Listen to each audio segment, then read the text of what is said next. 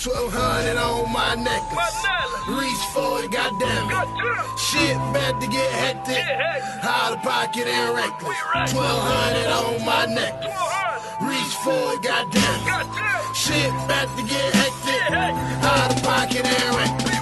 1200 on my necklace. Reach for it, goddamn it. Shit about to get hectic. Out of pocket and reckless. 1200 on my necklace. Reach for it, goddamn it. Shit about to get hectic. Out of pocket and reckless. 1200 ain't cool, boy. Dread swing no school, boy. Okay. Andrew. It's early in your career, but it seems like you've developed into a much better player while you've been in the league. Thanks for noticing. Is there a part of your game you're most proud of? It's probably my decision-making. You know, I've really been able to learn from experience to now make much better choices within the flow of the game. Why don't we go with Candace next? Great performance tonight, MP. You know, I'm wondering, how do you evaluate yourself statistically when it comes to offense? You know, in my line of work, stats are critically important, as you know, but players don't always use them the same way journalists do. So I'd like to get your take on that. You know, that's a great question, Candace. I say players are like regular people, you know? So we're all different. Some guys might look at every stat, be as nerdy as the nerdiest blog boy, and some people might not look at anything. It just all depends. It's, what do you call it? It's a spectrum. So where do you fit on that spectrum? I'm somewhere in between, I guess. Efficiency is important. Definitely want to take high percentage shots and take away those shots from the other team.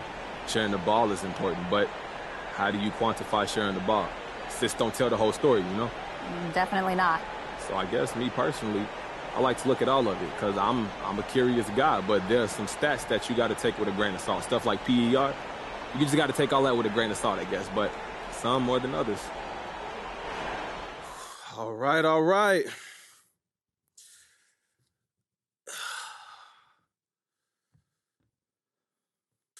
Yo, Johnny Luck, why don't you start us off? Wow, what a journey. You know, after making your displeasure public, you finally made it back into the starting lineup. What was it like? Hey, it was a good feeling to get some real minutes. And I typically avoid conflict, but I had to speak my truth and let my light shine.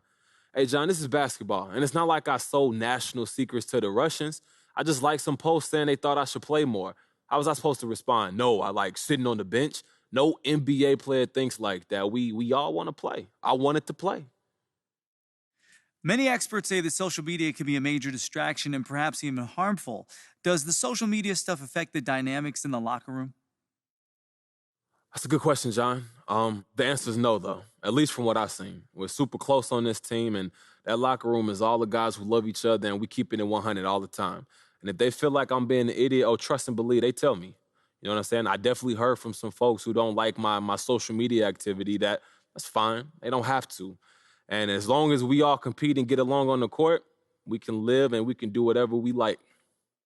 All right, that's going to do it. Thank you, guys. Ooh, I'm thinking Vietnamese tonight. By me. Yeah. Hey, good game, man. So when you trying to, See, that's what I'm talking about. What was that? He'll get over it. Look, Rick, this supposed to be business. That look personal. Well, you know it's both. Well, you telling me you wouldn't be mad if he asked for a trade? All I'm saying is that's his life. He can do whatever he want to do with his life. Okay, That's all I'm trying to say. It's also his team, MP. So, yeah, you wanting out, he gonna take it personally. Y'all making this harder than this got to be. What, you thought it was just gonna be rainbows and sunshine? Is that necessary? You Whatever you forcing about your to way say off is the team. unnecessary, Rick. Look, you gotta snap out of this, all right? This is only gonna get more intense from here, and I don't need you doing nothing stupid. Doing something stupid? Doing something stupid how, bro? You already stressing out because your teammates mad at you because you asked for a trade. If this is really what you worried about, you really gonna have a harsh reality. I get it, fam. It's all just moving faster than what I expected. That's all I'm trying to say. Well, it's here now, man, so put your big boy pants on. Like those JNCOs you got in the 8th grade.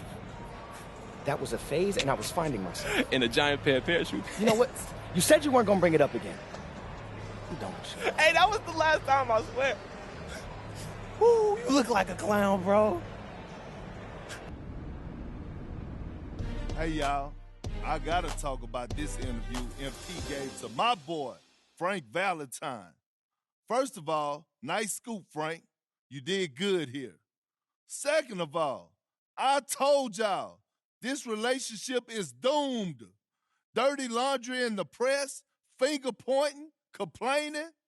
Speaking of which, now I'm hearing MP wants out entirely. Does this surprise me?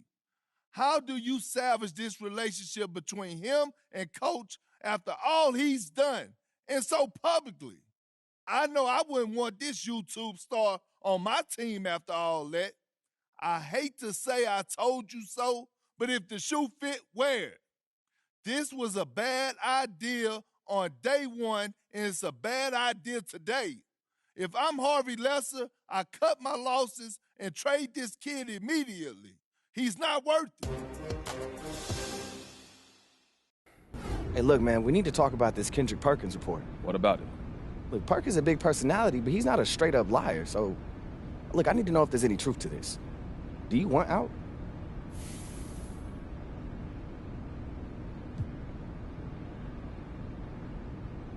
Look, I don't know where he getting all this from, bro, but I ain't say nothing to nobody. But it's true. I mean, I've been thinking about it, yeah.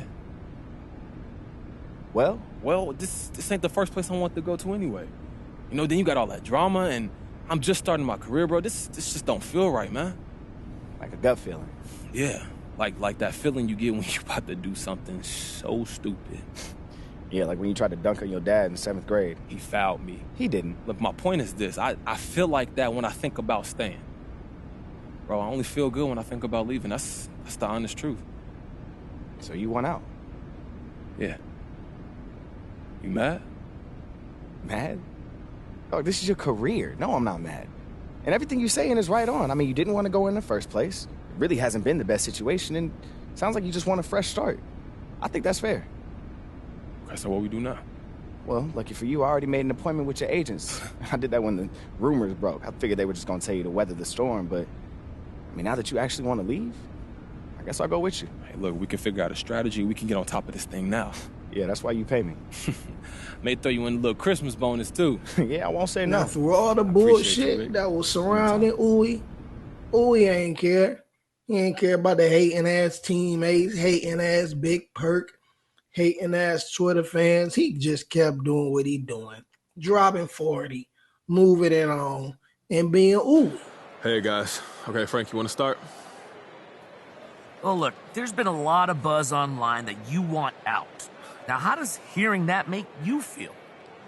Honestly, I try not to think about it too much. And I know reporters ain't getting it from me, and I know nothing good's come from dwelling on it.